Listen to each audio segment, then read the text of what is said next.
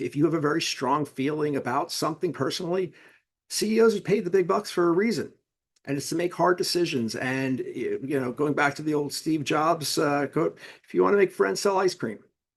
Mhm. CEOs have to make difficult decisions. And that's, I think, where we find ourselves. And I find myself a lot trying to be a cheerleader and an advocate for remaining engaged and not running away and putting your head in the sand.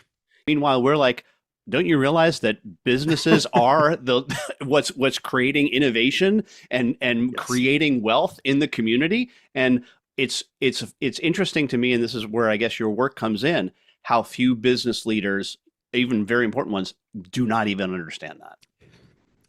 And I would say, I think they understand it. I think that they have trouble applying it to shareholder value versus stakeholder value versus a commitment to their employees versus their commitment to their communities versus their own personal beliefs. And that I think is a real challenge too.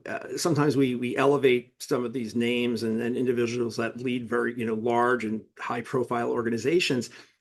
They still have a personal opinion on things. They may be impacted by something in their family life that is really serious, and we don't get to know those stories. We don't necessarily know what's driving a belief for them, so they have to balance that between what's good for the organization. And I'll go back to when Disney was all over the news, and we had that was a topic. What do we say about Disney? And I used to say, well, how are you going to explain to your grandchildren that we're not going to Disney World because grandpa's company or dad's company or mom's company says that they don't agree with this position against the governor in Florida, so we're not going to Disney World this year?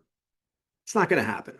And that kind of comes back to how do you personalize this? How do you make the feel? Because as a CEO, all of those conversations are happening at all your employers' houses too, Mhm. when they read that in the news. So I think it's really a balancing act, and it's really a matter of listening to your stakeholders and even more importantly, your community that you're operating in.